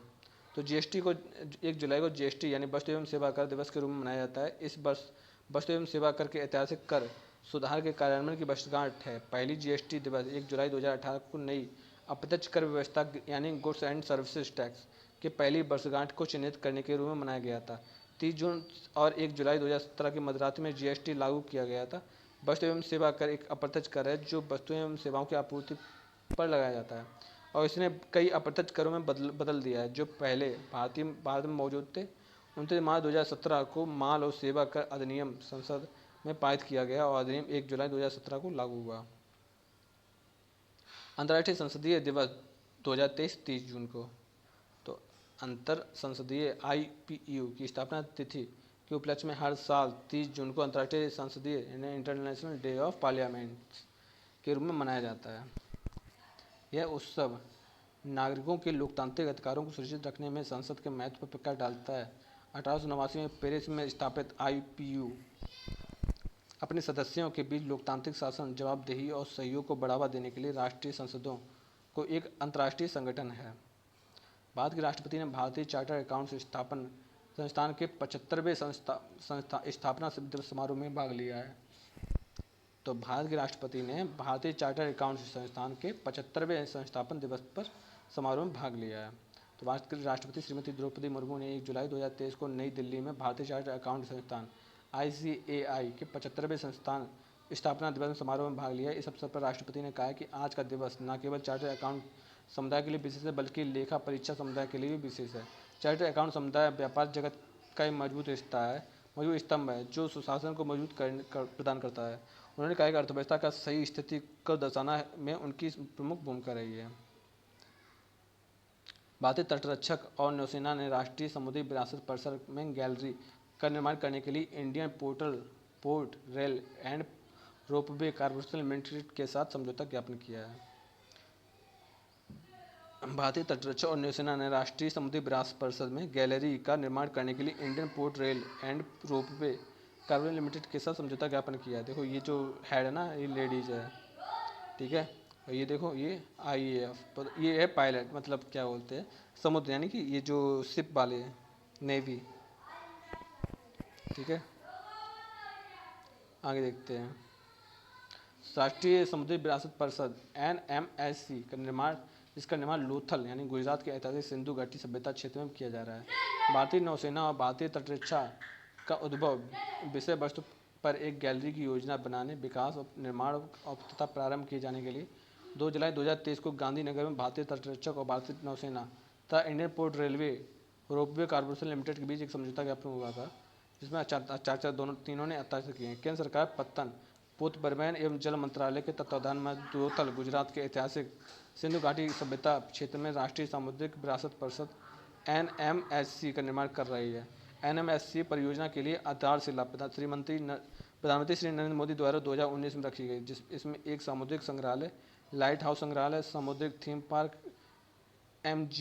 एम्यूजमेंट पार्क सेंटर शामिल है। NMSC भारत की सामुद्रिक विरासत के बारे में जागरूकता का प्रसार करने के लिए नवीनतम प्रौद्योगिकी का उपयोग करते हुए एक शिक्षा और मनोरंजन वाले दृष्टिकोण को अपनाते हुए प्राचीन से आधुनिक समय तक देश की सामुद्रिक विरासत को प्रदर्शित करेगा। ठीक है, तो इसमें हमने क्या देखा है कि इसमें ये है कि नौसेना तटरक्षक का उद्भव 2 जुलाई 2023 को गांधीनगर में भारतीय तटरक्षक वायुसेना और Indian port railway corporation limited के बीच एक समझौता ज्ञापन MOU पर हस्ताक्षर किए गए हैं। अब आते हैं नेक्स्ट पर, देखते हैं। केंद्रीय गृह एवं सहकारिता मंत्री श्री अमित शाह ने साबरमती रिवर फ्रंट पर भारत में निर्मित अच्छा रिवर क्रूज का वीडियो कॉन्फ्रेंसिंग माध्यम से शुभारंभ किया है।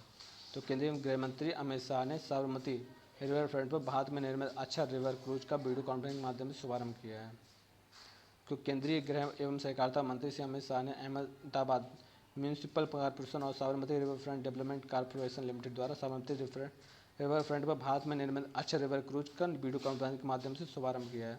यह क्रूज मेक इन इंडिया के तहत 15 करोड़ की लागत से भारत में तैयार हुई पहली पैसेंजर कैटामरीन है, जिसमें 2 इंजन लगे हैं और ये सुरक्षित तरीके से 1.5 घंटे की यात्रा कर सकता है। ठीक है, तो कितने करोड़ रुपए लगे हैं अच्छा रिवर क्रूज में? 15 करोड़। 15 करोड़।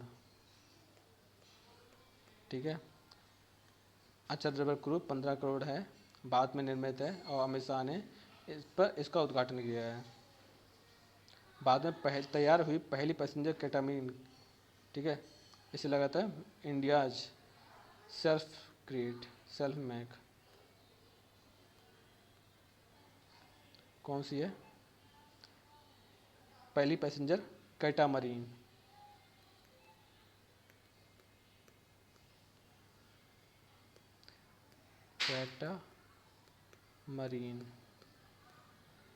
आगे देखते हैं। राष्ट्रवादी कांग्रेस पार्टी के नेता अजीत पवार ने महाराष्ट्र में उप मुख्यमंत्री पद की शपथ ली है। राष्ट्रवादी कांग्रेस पार्टी के नेता अजीत पवार ने महाराष्ट्र में उप मुख्यमंत्री पद की शपथ ली है। ये देखो अजीत पवार हैं और ये शपथ ले रहे हैं। तो महाराष्ट्र में एक महत्वपूर्ण राजनीतिक घटनाक्रम के तहत राष्ट्रवादी कांग्रेस पार्टी के नेता अजीत पवार ने उप मुख्यमंत्री पद के रूप में शपथ ली है। भारतीय जनता पार्टी के नेता देवेंद्र फडणवीस पहले से ही उप मुख्यमंत्री के तौर पर काम कर रहे हैं। पवार के अलावा राष्ट्रवादी कांग्रेस पार्टी के छगन भुजबल, धनंजय मुंडे, दिलीप वालसे पाटिल, हसन मुशर्रफ, आदित्य तटकारे, संजय बनसोडे, धर्मराव बाबा अतराम और अनिल पाटिल ने भी मंत्री पद की शपथ ली है। ठीक है, आगे देखते हैं। नीदरलैंड के सम्राट विलेम अलेक्जेंडर ने गुलामी में अपने देश की भूमिका के लिए माफ़ी मांगी। नीदरलैंड के सम्राट हैं विलेम अलेक्जेंडर ने गुलामी में अपने देश की भूमिका के लिए माफ़ी मांगी है। तो नीदरलैंड के सम्राट विलेम अलेक्जेंडर ने गुलामी में अपने देश की भूमिका के लिए क्षमा मांगी है। उन्होंने कहा उन्होंने गुलामी से मुक्ति की सालगिरह मनाने के लिए एक कार्यक्रम में जय जयकार और शुभकामनाएं से स्वागत किए गए ऐतिहासिक भाषण के दौरान माफ़ी मांगी। सम्राट विलियम अलेक्जेंडर ने दास व्यापार और गुलामी में देश की भूमिका के लिए पिछले वर्ष के अंत में नीदरलैंड के प्रधानमंत्री मार्क रूट की माफ़ी के बाद यह बयान दिया है। यह घटनाक्रम पश्चिम में औपनिवेशिक इतिहास का हिस्सा है जो हाल के वर्षों में ब्लैक लाइव्स मैटर आंदोलन से प्रेरित है। ड्रीम 11 बना टीम इंडिया का लीड स्पॉन्सर। तो टीम 11 टीम इंडिया का लीड स्पॉन्सर बना है। तो fantasy sports company, fantasy sports company dream 11 अब टीम इंडिया की मुख्य स्पॉन्सर होगी। भारतीय क्रिकेट टीम की जर्सी पर अब बायजूस की जगह ड्रीम 11 छपा हुआ दिखेगा। 3 साल की यह डील 358 करोड़ रुपए में हुई है। बीसीसीआई ने अपने आधिकारिक ट्विटर हैंडल से इस बात की जानकारी सार्वजनिक की है। भारतीय टीम की जर्सी पर ड्रीम 11 का लोगो वेस्ट इंडीज दौरे से लग जाएगा। इस दौर की शुरुआत 12 जुलाई से हो रही है। अभी तक इस पर क्या आया था, बायजूस का लिखा था, अब आएगा ड्रीम 11। राजेंद्र सिंह धट्ट को पॉइंट्स ऑफ लाइट अवार्ड से सम्मानित किया गया है। राजेंद्र सिंह धट्ट को, देखो ये कौन है, ये इंग्लैंड के प्रधानमंत्री और ये राजेंद्र सिंह धट्ट, ठीक है, ये भारतीय मूल के हैं। ऋषि सुनक यूनाइटेड किंगडम, ठीक है, और ये राजेंद्र सिंह धट्ट हैं, ये सैनिक हैं, ठीक है, इनको मिला है पॉइंट्स ऑफ लाइट अवार्ड। तो यूके भारत सप्ताह समारोह के दौरान एक विशेष अवसर पर अनुभवी सैनिक राजेंद्र सिंह धट्ट को यूनाइटेड किंगडम के प्रधानमंत्री ऋषि सुनक द्वारा प्रतिष्ठित पॉइंट ऑफ लाइट पुरस्कार प्रदान किया गया है। राजेंद्र सिंह धट्ट अविभाजित भारतीय पूर्व सैनिक संघ के पीछे प्रेरक शक्ति रहे हैं, जो एक संगठन है जो ब्रिटिश भारतीय युद्ध के दिग्गजों को एकजुट करने पर केंद्रित है। पॉइंट ऑफ लाइट पुरस्कार धट्ट की असाधारण सेवा और इन दिग्गजों को एक साथ लाने के उनके अथक प्रयासों को स्वीकार करता है। धट्ट, जो वर्तमान में दक्षिण पश्चिमी लंदन के हाउंसलो में रहते हैं, का जन्म 1921 में विभाजन पूर्व भारत में हुआ था। द्वितीय विश्व युद्ध के दौरान वह अपने देश की सेवा के प्रति समर्पण का प्रदर्शन करते हुए ब्रिटिश भारतीय सेना में शामिल हुए। अपनी प्रतिबद्धता बड़ कड़ी मेहनत के माध्यम से धट्ट ने प्रगति की और 1943 में हवलदार मेजर, सार्जेंट मेजर का सम्मानित पद हासिल किया था। ठीक है, जब द्वितीय विश्व युद्ध हुआ था, ठीक है, इनका देखते हैं। जब सेकेंड वर्ल्ड वार में ये शामिल हो गए थे इंग्लैंड में, ठीक है, इंग्लैंड में भारतीय सैनिक,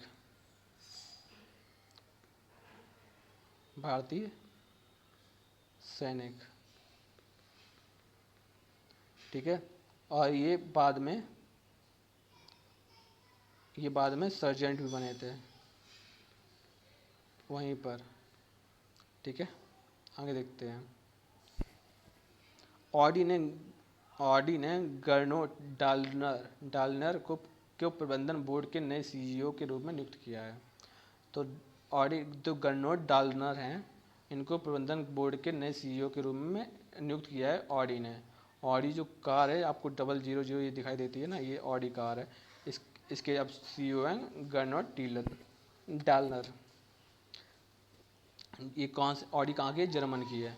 जर्मन लग्जरी कार निर्माता ऑडी एजी ने अपने नए सीईओ के रूप में गर्नोट डालनर की नियुक्ति की घोषणा की है। वर्तमान वॉक्सवैगन समूह के उत्पाद और समूह रणनीति का नेतृत्व करने वाले डालनर प्रबंधन बोर्ड के अध्यक्ष के रूप में मार्कस ड्यूसमैन की जगह लेंगे। UK India award, Mary Kom बनी global India icon of the year, ठीक है। यूनाइटेड किंगडम और इंडिया अवार्ड्स में Mary Kom global India icon of the year बनी है। काफ़ी ज़्यादा इम्पोर्टेंट है, ठीक है, कि जी हमारी भारतीय खिलाड़ी हैं जो यूके इंडिया अवार्ड्स में global India icon of the year बनी हैं। ये बॉक्सर हैं। खेल की दिग्गज महिला मुक्केबाजी में भारत के पहली ओलंपिक पदक विजेता मैरी कॉम को दक्षिण पूर्वी इंग्लैंड के विंडसर में वार्षिक यूके इंडिया अवार्ड्स में global India icon of the year पुरस्कार से सम्मानित किया गया है। ऑस्कर के लिए नामित film Elizabeth the golden age के निर्देशक शेखर कपूर को इंडिया ग्लोबल फोरम IGF द्वारा यूके इंग्लैंड बी के तहत आयोजित पुरस्कारों में दोनों देशों में सिनेमा के क्षेत्र में उनके योगदान के लिए लाइफ टाइम अचीवमेंट अवार्ड सम्मानित किया गया है, ठीक है। तो किसको मिला है? Shekhar Kapoor life time achievement award मिला है, ठीक है, इंडिया ग्लोबल फर्म के तहत IGF द्वारा। भारतीय उच्चायोग की सांस्कृतिक शाखा लंदन के नेहरू सेंटर ने ब्रिटेन भारत संबंधों में महत्वपूर्ण योगदान के लिए ब्रिटेन भारत पुरस्कार जीता है। जीएसआई द्वारा ओडिशा में खोजा गया भारत का सबसे बड़ा नेचुरल पार्क। जीएसआई द्वारा ओडिशा में खोजा गया है भारत का सबसे बड़ा नेचुरल पार्क। भारतीय भू वैज्ञानिक सर्वेक्षण जीएसआई, ठीक है, की राज्य इकाई में सुंदरगढ़ वन विभाग प्रभाग के कनिका रेंज में एक शानदार नेचुरल आर्क की खोज की गई है। माना जाता है कि इस भूवैज्ञानिक चमत्कार की उत्पत्ति ज्यूरासिक काल के दौरान हुई थी। जीएसआई ने नेचुरल आर्क के लिए जियो हेरिटेज टैग का भी प्रस्ताव किया है। यदि ऐसा किया जाता है तो यह जियो हेरिटेज टैग वाला देश का सबसे बड़ा नेचुरल आर्क बन जाएगा। इस अंडाकार आकार के मेहराब के आधार पर लंबाई 30 मीटर है।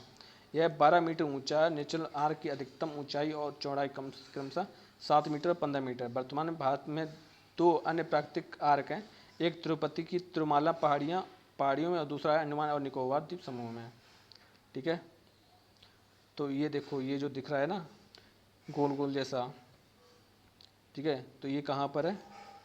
कनिका रेंज में, सुंदरगढ़।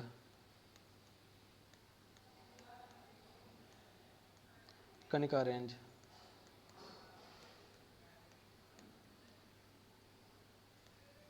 सुंदरगढ़ कनिका रेंज में नेचुरल पार्क है ये, ठीक है। और जियो हेरिटेज टैग बनाने की बात की जा रही है। जियो हेरिटेज टैग, ठीक है। तो इसके अलावा 2 और हैं, ठीक है। 2 और कौन कौन से हैं? तिरुमाला पहाड़ियों में तिरुपति, ठीक है, और अंडमान। आगे देखते हैं हम नेक्स्ट पर। वर्जिन गैलेक्टिक ने अंतरिक्ष में पूरा किया पहला मानव मिशन। वर्जिन गैलेक्टिक ने अंतरिक्ष में पूरा किया पहला मानव मिशन, ठीक है। जैसे कि आप देख रहे हैं स्पेस में है ये, और ये, ठीक है, मानव मिशन है वर्जिन गैलेक्टिक। तो रिचर्ड ब्रैनसन द्वारा स्थापित वर्जिन गैलेक्टिक ने 29 जून को अंतरिक्ष के किनारे पर अपना पहला मानव युक्त मिशन सफलतापूर्वक पूरा किया है, जो 2 दशकों के समर्पित प्रयासों के बाद कंपनी के लिए एक महत्वपूर्ण मील का पत्थर है। मिशन का फोकस अनुसंधान उन्मुख था और इसमें 2 इतालवी वायुसेना कर्मी, ठीक है, इसमें कौन कौन थे? 2 इतालवी वायुसेना कर्मी कर्नल वाल्टर बिलादेई और लेफ्टिनेंट कर्नल एंजेलो लैंडोल्फी शामिल थे, जिन्हें वर्जिन गैलेक्टिक द्वारा वित्त पोषित किया गया था। इटली के राष्ट्रीय अनुसंधान परिषद से संबंध इंजीनियर पेटा लियोन कार्लुची और वर्जिन गैलेक्टिक अंतरिक्ष यात्री प्रशिक्षक कालिन वैनेट भी समूह का हिस्सा थे। मिशन का उद्देश्य उड़ान के आराम और कार्यक्षमता का आकलन करना है। वर्जिन गैलेक्टिक के रॉकेट संचालन अंतरिक्षयान BSS यूनिट को बढ़ाने के लिए बहुमूल्य प्रतिक्रिया प्रदान करना था। यात्रा न्यू मैक्सिको में वर्जिन गैलेक्टिक के स्पेस पोर्ट से शुरू हुई, जहां यात्री twin fuselage mothership BMS Eve के विंग के नीचे लगे BSS यूनिट में सवार हुए हैं, ठीक है। अब देखते हैं RBI ने महालक्ष्मी सहकारी बैंक को दिया गैर बैंकिंग संस्थान लाइसेंस, ठीक है। RBI के लोगो देखते हैं, ठीक है, पाम ट्री और पैंथर। तो RBI 27 जून को कर्नाटक के धारवाड़ में, ठीक है, महालक्ष्मी सहकारी बैंक लिमिटेड में बैंकिंग परमिट को रद्द करने के लिए महत्वपूर्ण घोषणा की है। हालांकि बाद के कदम में RBI ने संस्थान को एक गैर बैंकिंग संस्थान लाइसेंस दिया, जिसमें इसे अपना परिचालन जारी रखने की अनुमति मिली है। RBI ने आधिकारिक तौर पर महालक्ष्मी सहकारी बैंक लिमिटेड को दिए गए बैंकिंग लाइसेंस को रद्द कर दिया। 23 मार्च 1994 से प्रभावी था।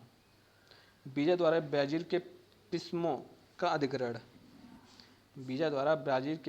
अधिग्रहण।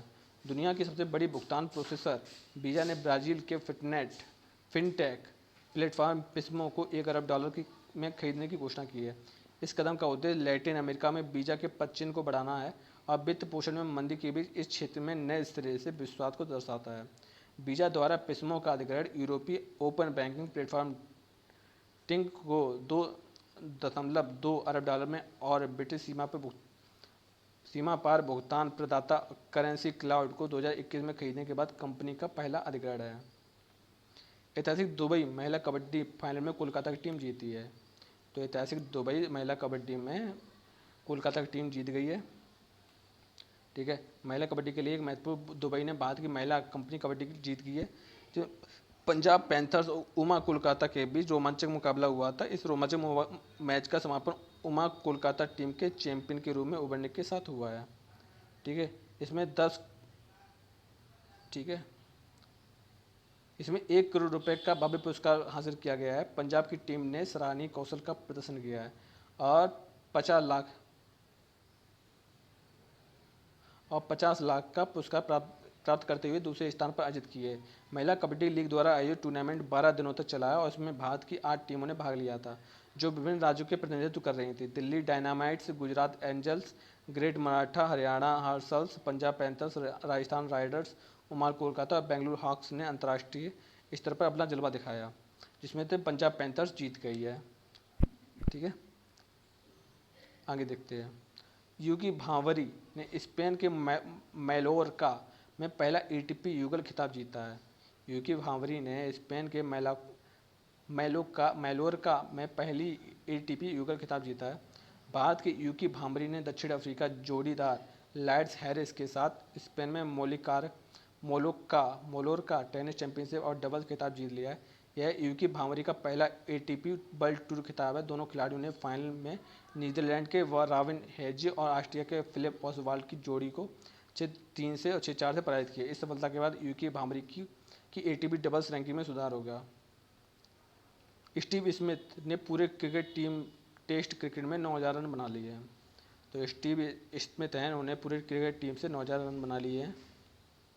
ठीक है, श्रीलंका के पूर्व कप्तान संगकारा हैं इस सूची में टॉप पर। आगे देखते हैं। Chartered account day.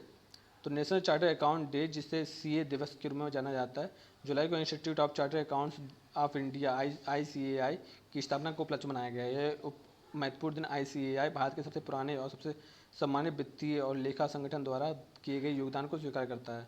अपने अस्तित्व के 75वें वर्ष में ICAI भारत में लेखा पेशे और वित्तीय लेखा परीक्षा के लिए विशेष लाइसेंसिंग और नियामक प्राधिकरण के रूप में कार्य करता है। राष्ट्रीय वित्तीय रिपोर्ट प्राधिकरण NFRA सहित सभी लेखा और वित्त संगठन ICAI द्वारा जारी लेखा मानकों के दिशा निर्देशों का पालन करने के लिए बाध्य है। पंजाब के पूर्व डिप्टी स्पीकर वीर देवेंद्र सिंह का निधन हो गया है। ठीक है, तो पंजाब के पूर्व डिप्टी स्पीकर हैं वीर देवेंद्र सिंह का, इनका निधन हो गया है। आगे देखते हैं। तो 3 दिन की करंट अफेयर समाप्त हुई है। उम्मीद है कि आपने काफ़ी अच्छे से देखा होगा।